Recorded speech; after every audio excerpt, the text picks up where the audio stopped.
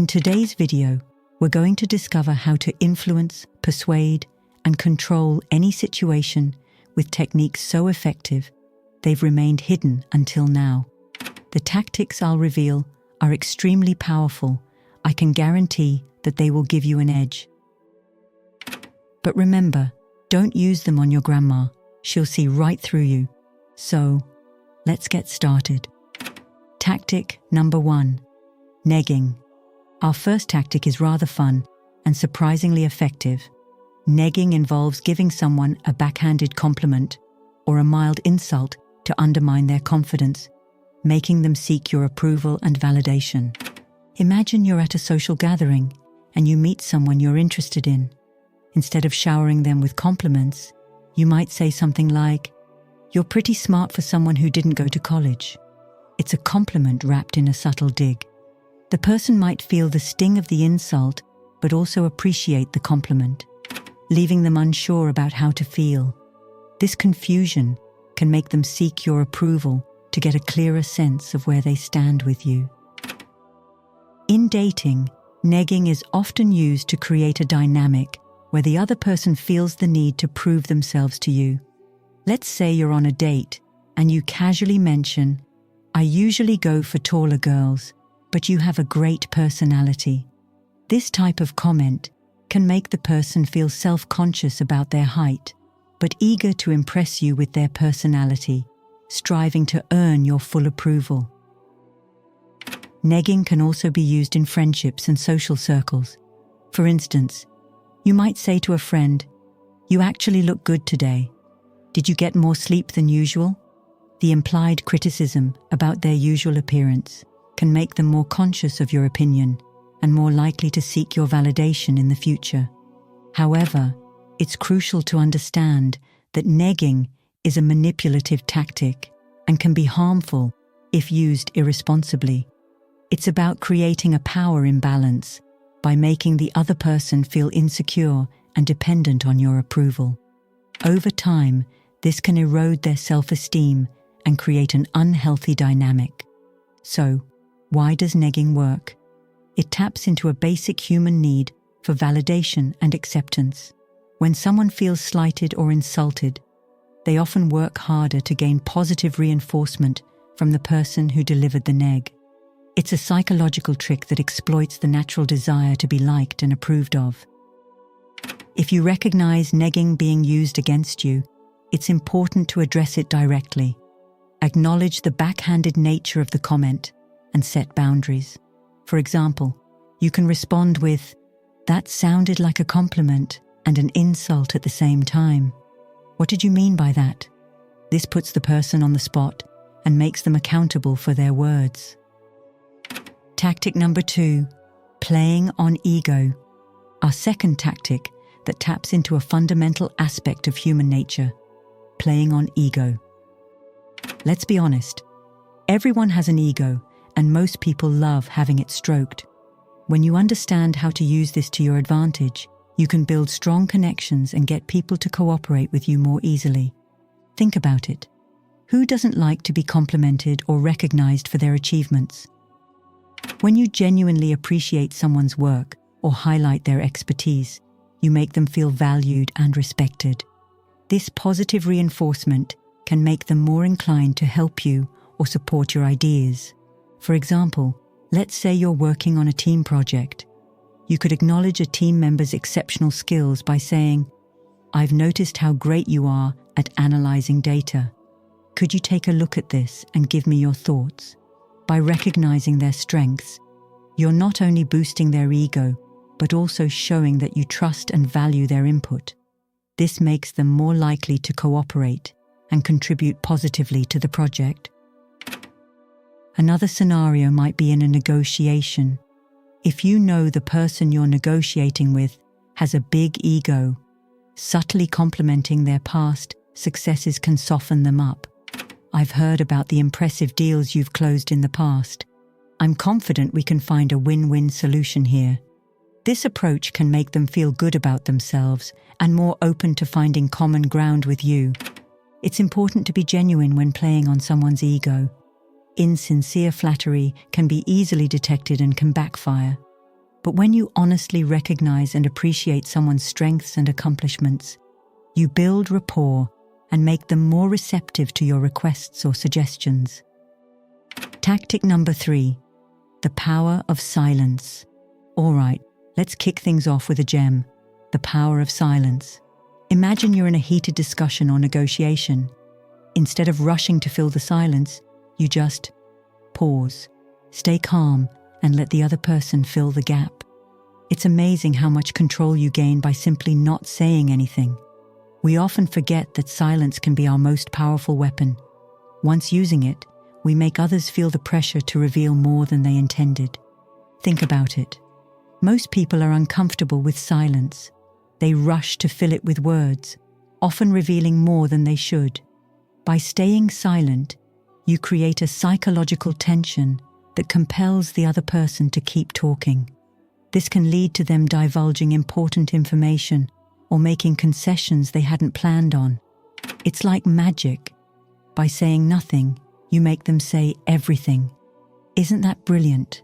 So next time, resist the urge to speak first and see how the dynamics shift in your favor.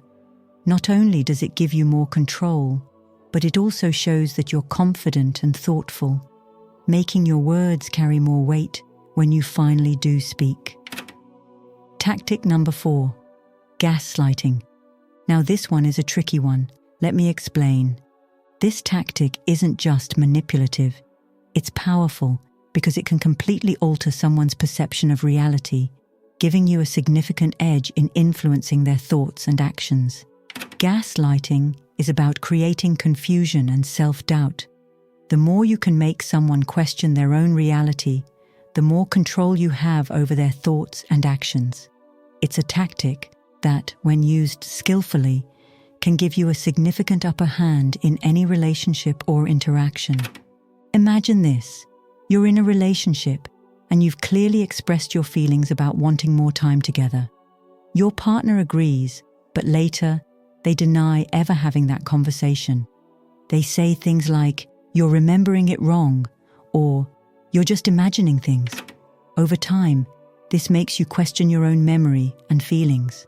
That's the essence of gaslighting, making someone doubt their reality to the point where they become dependent on you for their sense of truth. In friendships, gaslighting is also common. Say you remember a night out where something significant happened, but your friend insists that never happened. You're confused. This repeated denial can make you start to question your own memory, leading you to rely more on their version of events. Family settings are ripe for gaslighting too. A sibling might constantly tell you, "You always exaggerate," or a parent might say, "You're too sensitive. That's not what happened." These comments erode your confidence and make you doubt your own perceptions, making it easier for them to control the narrative and influence your actions. Remember, with great power comes great responsibility. The goal isn't to manipulate for harm, but to understand these tactics so you can recognize them when used on you and apply them wisely if you decide to use them yourself. Tactic number 5, the decoy effect. Ever found yourself choosing the middle option because it seemed like the best deal? That's the decoy effect at work. This clever psychological tactic is all about guiding decisions by introducing a third, less attractive option that makes the other choices look more appealing. Here's how it works. Imagine you're at a coffee shop and there are 3 sizes of coffee: small for $2, medium for $4, and large for $4.50. The large seems like a great deal because for just 50 cents more, you get much more coffee than the medium. That medium option is the decoy. It's priced in a way that makes the large seem like the obvious choice. Without that decoy, the choice between small and large might be more evenly split. But with the decoy in place, many people opt for the large.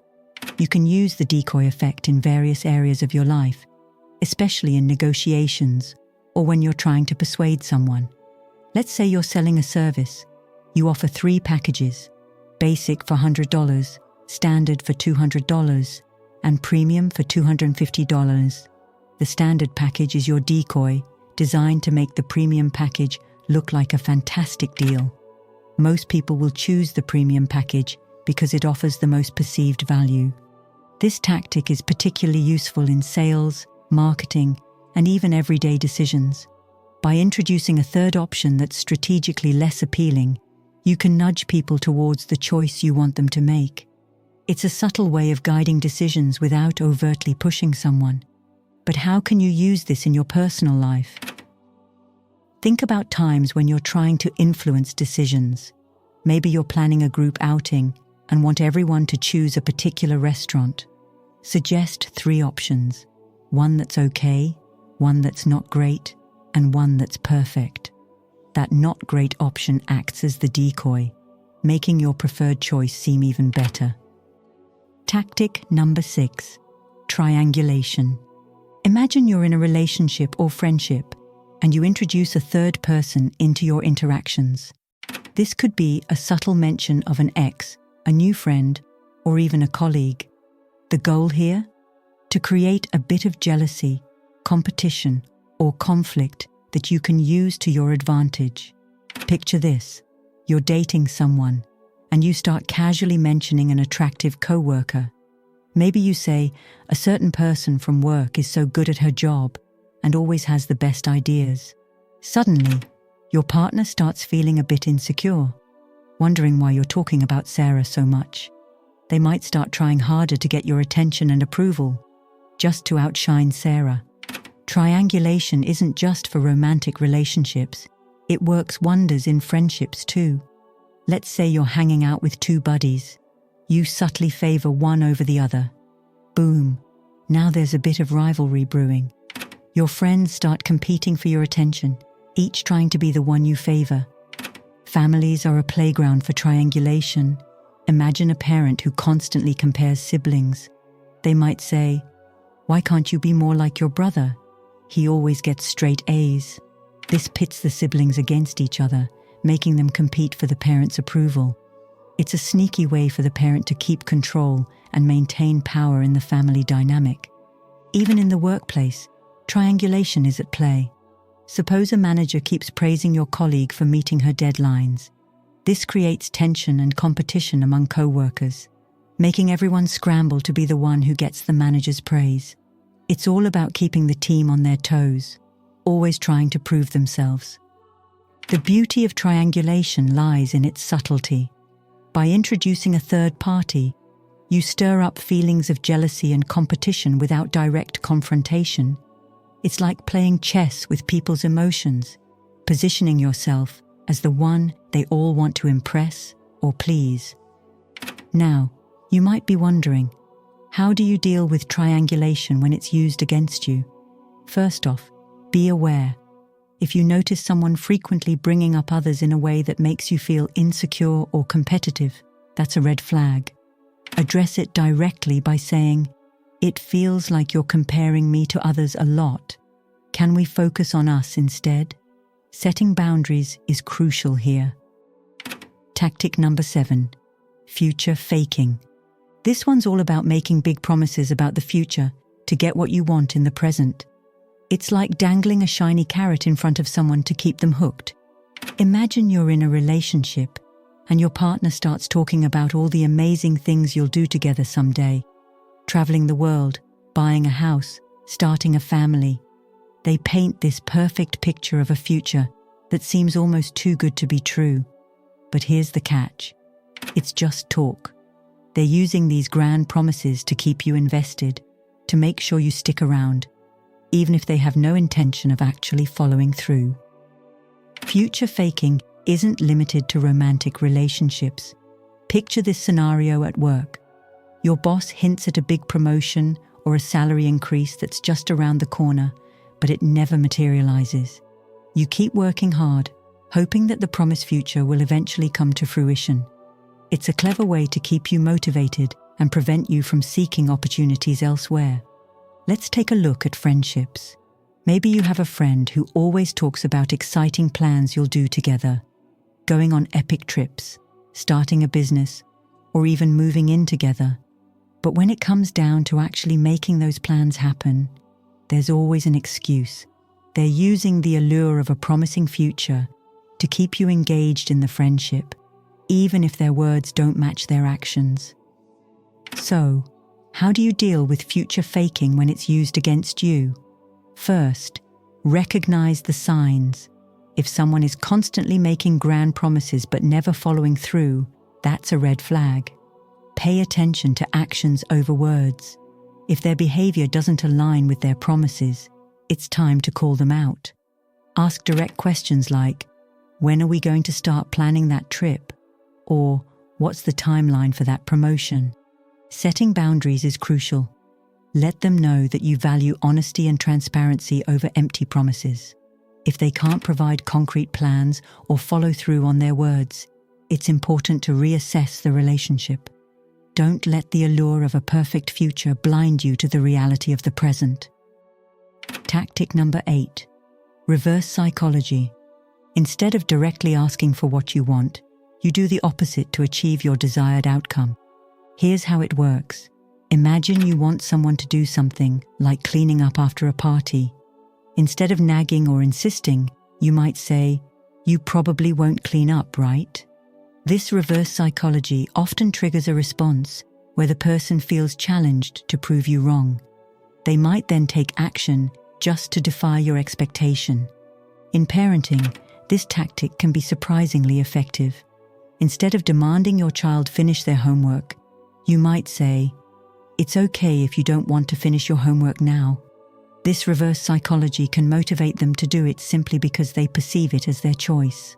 In marketing, reverse psychology is also widely used. Ever seen ads that say, "Don't buy this if you're looking for a quick fix"? By suggesting not to do something, marketers create curiosity and often increase sales because people want to defy expectations or prove they're not easily swayed. However, it's essential to use reverse psychology carefully and ethically. When done right, it can be a playful way to influence behavior without direct confrontation or pressure. It relies on understanding human psychology, our natural tendency to react against being told what to do, and turning it to your advantage in a subtle, sometimes even playful manner. So, whether you're trying to motivate someone, sell a product, or even just get your point across, reverse psychology can be a clever tool in your arsenal. Just remember, sometimes saying the opposite of what you mean can lead to surprisingly positive outcomes. And there you have it, guys. 8 powerful dark psychology tactics to master. Remember, with great power comes great responsibility. Use these techniques wisely and ethically, respecting the boundaries and feelings of others. If you found this video helpful, don't forget to subscribe. Thanks for watching. Stay savvy, stay sharp, and I'll see you in the next video.